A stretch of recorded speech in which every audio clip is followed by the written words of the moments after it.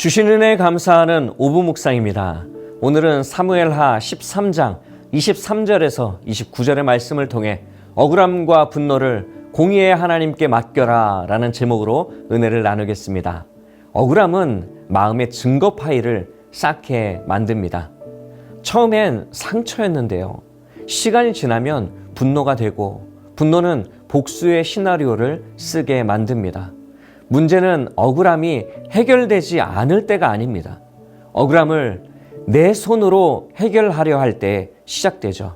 오늘 본문은 분노를 하나님께 맡기지 못한 한 사람의 마음이 결국 칼로 이어지는 비극을 보여주고 있습니다. 내용관찰 첫 번째 질문입니다. 압살롬은 암논에게 복수하기 위해 몇 년을 기다립니까? 본문은 만 2년 후라고 말하고 있습니다. 압살롬은 하루 이틀 감정적으로 폭발한 사람이 아닙니다. 그는 2년을 기다립니다.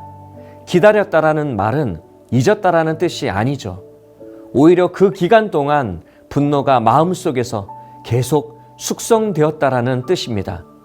분노는 시간이 지나면 사라질 것 같지만 묵상처럼 자꾸 되새기게 되고 풀어지지 않으면 더 깊어지게 됩니다. 더 두려운 것은 그 기다림이 회복을 위한 기다림이 아니라 복수를 위한 기다림이었다라는 점입니다. 압살롬은 왕자이죠. 권력도 있고 영향력도 있습니다. 그런데 그 힘이 하나님 앞에서 자신을 낮추는 방향이 아니라 자기 정의를 세우는 방향으로 흐릅니다.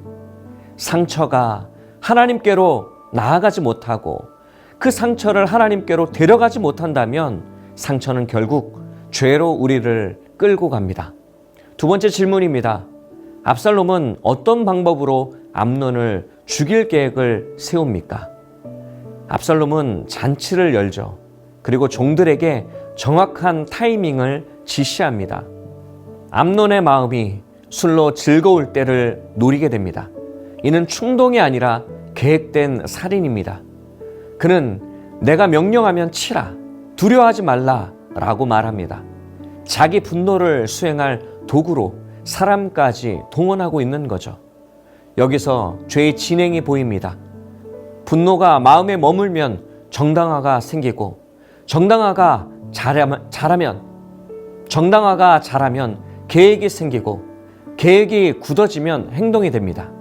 압살롬은 내 억울함을 누가 해결해 주지 않았기 때문에 내가 한다는 논리로 가지만 성경은 그렇게 말하지 않습니다.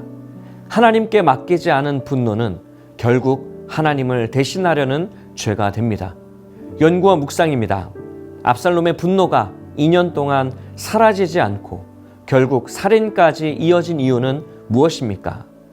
첫 번째로 압살롬은 분노를 처리하지 않고 붙잡았습니다. 성경은 분노 자체가 항상 죄라고 말하지 않습니다. 그러나 분노가 하나님께로 가지 못하고 마음에 눌러 앉으면 죄가 되는 거죠.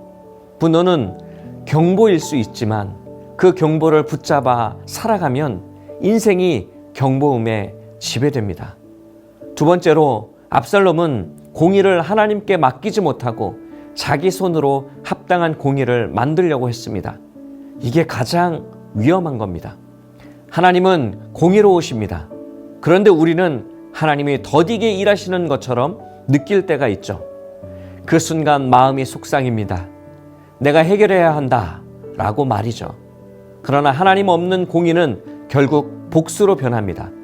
공의는 하나님의 영역인데 사람이 그 자리에 올라서면 반드시 칼이 등장하게 됩니다. 세 번째로 압살롬의 분노는 관계를 살리는 방향이 아니라 상대 제거로 흐릅니다. 복음의 길은 다르죠. 예수님도 억울함이 있으셨습니다. 가장 억울한 재판을 받으셨습니다. 그러나 주님은 그 억울함을 칼로 풀지 않으셨어요. 십자가에서 하나님께 맡기셨습니다. 그 맡김이 구원을 낳게 되었습니다. 결국 죄의 길은 내가 하나님이 되겠다이고 복음의 길은 하나님이 하나님 되시게 하겠다입니다. 느낀 점입니다. 압살롬이 분노를 하나님께 맡기지 않고 결국 살인에 이르는 모습을 보며 무엇을 느낍니까? 압살롬을 보며 두려운 마음이 들기도 합니다. 사람은 큰 죄를 갑자기 짓는 것이 아니라 작은 마음의 죄를 오래 품다가 어느 날 행동으로 터뜨립니다. 오늘의 살인은 어제의 분노가 쌓여 만들어진 결과이죠. 그래서 성경은 오늘 우리에게 묻습니다. 내 마음에 인연 묵은 분노는 없느냐라고 말이죠. 또한 죄는 늘 내 억울함은 특별하다라는 논리로 자신을 합리화합니다. 그러나 성경은 분명히 말하고 있습니다. 분노가 하나님께로 고백되지 않으면 결국 사람을 해치고 자신도 무너뜨리게 됩니다. 압살롬은 암논을 죽였지만 그 순간부터 그의 인생은 더 깊은 비극으로 들어갑니다. 죄는 해결처럼 보이지만 사실은 더 큰 파괴의 문을 열게 되는 겁니다. 하나님은 우리에게 억울함을 부정하라고 하시지 않습니다. 다만 그 억울함을 하나님께 가져오라고 하십니다. 하나님은 아십니다. 하나님은 보십니다. 하나님은 갚으십니다. 그래서 우리는 칼을 내려놓고 하나님께 맡길 수 있습니다. 결단과 적용입니다. 내가 억울함과 분노를 세상의 방식으로 해결하려 했던 적은 언제입니까? 내 억울함과 분노를 사람과 세상의 방법이 아닌 공의의 하나님께 맡기기 위해 무엇을 실천하겠습니까? 우리는 억울할 때 흔히 세상의 방식으로 풀고 싶어집니다. 말로 이기고 싶고 상대를 무너뜨리고 싶고 여론을 만들고 싶고 속으로라도 저주하고 싶습니다. 그 순간 마음이 가벼워지는 것 같지만 시간이 지나면 더 무거워집니다. 왜냐하면 분노는 해결이 아니라 새로운 속박이기 때문입니다. 오늘은 먼저 억울함이 올라오는 그 순간에 하나님께 이런 기도를 드리면 좋겠습니다. 주님, 제 억울함을 주께 맡깁니다. 제 손이 아니라 주의 손으로 다스려 주옵소서. 그리고 마음속에서 복수의 말을 반복하던 습관을 끊고요. 대신 말씀 한 절을 붙잡아 보시길 바랍니다. 내 감정이 내 영혼의 왕이 되지 않도록 하나님 말씀이 내 마음의 왕자에 앉게 하는 것입니다. 그리고 오늘 하루는 사람 앞에서 설명하고 변호하기 전에 하나님 앞에서 먼저 정직해지시길 바랍니다.